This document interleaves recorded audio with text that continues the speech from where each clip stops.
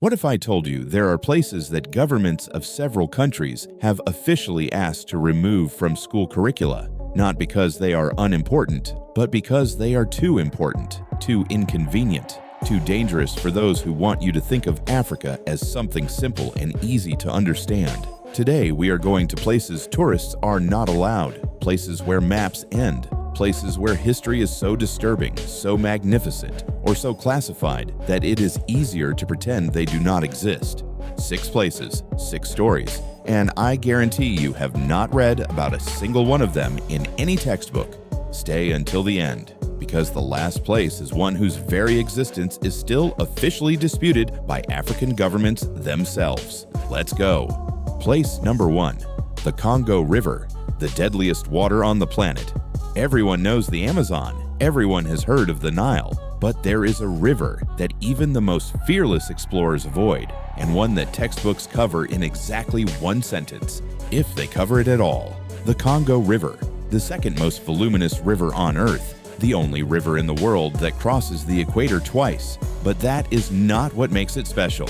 The Congo is the only river on the planet where depth in certain sections exceeds 220 meters. For comparison, that is the height of a 70-story building plunging straight down underwater. And what lives in those dark depths, science still does not fully know. In the 2000s, ichthyologists discovered more than 700 species of fish in the Congo Basin that were previously unknown to science. 700. And that is just the fish.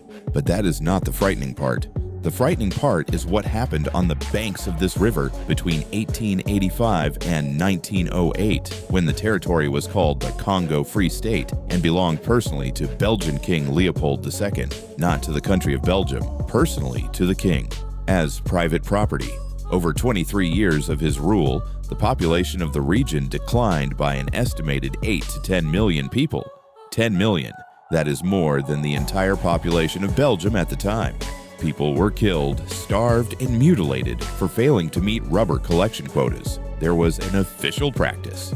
Soldiers were required to present severed hands of local residents as proof of ammunition use. If a bullet was spent, a hand was needed as evidence. Why is this not in textbooks? Because Leopold II is the very king whose statues in Belgium only began to be torn down in 2020, 112 years after the end of his reign. Place number 2, the Herero, the first genocide of the 20th century that no one talks about. Namibia, then German Southwest Africa. The Herero people rose up against German colonizers who were seizing their land and cattle. The German army under General Lothar von Trotha responded with what historians today call the first genocide of the 20th century, 30 years before the Holocaust. An official order was issued, the Vernichtungsbefehl, the order of annihilation. Word for word, any Herero found on German territory, armed or unarmed, would be shot. Women and children were driven into the Omaheke Desert with wells poisoned behind them. Those who survived were herded into concentration camps. The term concentration camp was applied in Africa before it was ever used in Europe. Out of approximately 80,000 people of the Herero Nation, around 15,000 remained by 1908.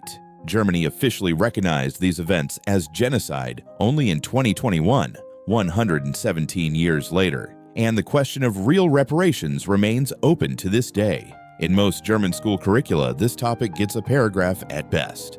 In most other countries around the world, it gets nothing at all. Place number 3, Great Zimbabwe, the city that could not exist. Imagine you are a colonial official arriving in Central Africa, and you see the ruins of a magnificent city. Stone walls 11 meters high and 5 meters thick, built without a single drop of mortar, without a single binding substance, just stone against stone, so precisely and tightly fitted that a knife blade cannot pass between them. Towers, palaces, the traces of an entire civilization.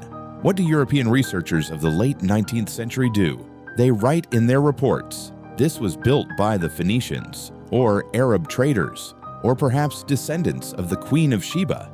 Anyone at all, just not the local African peoples. Because if Africans built this, the entire narrative of why Europeans came here in the first place collapses. Great Zimbabwe was the capital of a state that flourished from the 11th to the 15th century, controlling trade routes from the interior of Africa to the coast of the Indian Ocean, trading gold with Arab and Chinese merchants. At its peak, around 18,000 people lived here. It was one of the largest cities in the world at the time. The Rhodesian colonial government officially prohibited archaeologists from publishing research results that confirmed the African origin of the structures. Scientists were fired. One female researcher was forced to leave the country.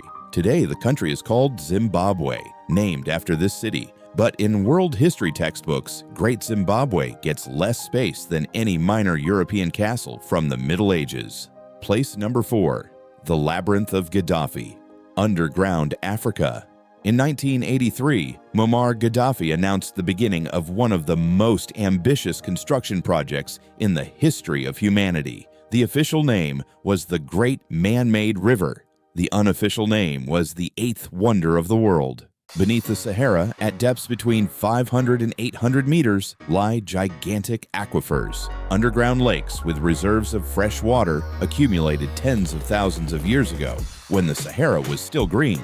The volume of these reserves is comparable to the waters of the Nile River over 200 years. Gaddafi built a pipeline system totaling 4,000 kilometers in length, the distance from London to Tehran, to pump this water to the coast. The project cost more than $25 billion and was financed without a single cent of foreign loans. UNESCO called the project an engineering miracle. In 2011, during the war in Libya, the water supply infrastructure was deliberately bombed by NATO, after which drought and water shortages became one of the main destabilizing factors in the region. In no Western textbook describing the Libyan conflict is this project mentioned. The water beneath the Sahara is still there, and no one is pumping it to the people. Place number 5. The Osun Osogbo Forest, the place where strangers die. Nigeria, Osun State, a sacred grove covering around 75 hectares on the banks of the Osun River. Formally, it has been a UNESCO World Heritage Site since 2005. Informally, it is one of the few places on Earth where UNESCO included a direct clause in the protection document stating that local spiritual practices must continue in full and cannot be restricted or altered by outside parties, because the grove is alive, in a sense that science cannot explain. For more than 600 years, Yoruba rituals have been continuously performed here. Sculptures of gods grown into trees, altars by the water, priests whose knowledge is passed down orally across generations, documented cases, several Western researchers who attempted to conduct unauthorized scientific measurements inside the grove described acute psychotic episodes, the disappearance of equipment, and complete loss of orientation inside a grove of 75 hectares from which it is physically impossible not to exit within a few minutes. Nigerian scientists report no such phenomena. In textbooks, this place appears in the context of cultural heritage and tourism. No one writes about what happens here at night during the annual festival attended by 2 million people, and foreign journalists are not allowed in. Place number 6. Zone X, the place that officially does not exist. And here we reach the last one, the very one I warned you about at the beginning. At the intersection of the borders of Sudan, Egypt, and Libya, there is a territory of approximately 2,000 square kilometers that belongs to no state. Officially, legally, this is not unclaimed land in the sense of a dispute. This is land that all 3 countries have officially refused to take. It is called Bir Tawil. This is one of only 2 pieces of land on planet Earth, the second being in Antarctica, that no country in the world claims. Why? Because nearby lies the Halayeb Triangle, significantly larger and more fertile. Both Egypt and Sudan claim Halayeb, but accepting Halayeb means accepting the 1899 border, and the 1899 border automatically gives Bir Tawil to Sudan. Accepting the 1902 border gives Halayeb to Sudan, but gives Bir Tawil to Egypt. Nobody wants Bir Tawil, everyone wants Halayeb. So a ghost land was created, without a state, without law, without a flag.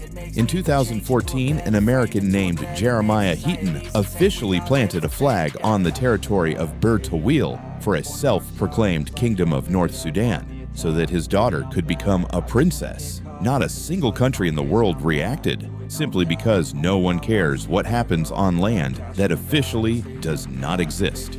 In this desert today live several nomadic tribes who do not know what country they are citizens of, or whether they are citizens of anything at all. Textbooks do not cover this because it is an uncomfortable question. How can there be land on the political map of the world in the 21st century that everyone has abandoned? But it exists right now. While you are watching this video, Africa in textbooks is a map with animals, a couple of sentences about colonization, and a list of capitals to memorize. The real Africa is underground seas beneath the Sahara, cities built before most European capitals existed, peoples who survived things for which language still has no words, and a land that officially does not exist. 6 places, 6 stories, and every single one of them is bigger than an entire chapter of any textbook. If this video showed you something new, hit the like button right now. That is the best way to say thank you, and it is exactly how you help this video reach the people who need to see it. Subscribe to the channel because there are even more places, facts, and stories that someone is trying very hard to hide from us. The next video is coming soon, and you will not want to miss it. And leave a comment below. Which of the 6 places surprised you the most? I genuinely want to know. See you in the next one.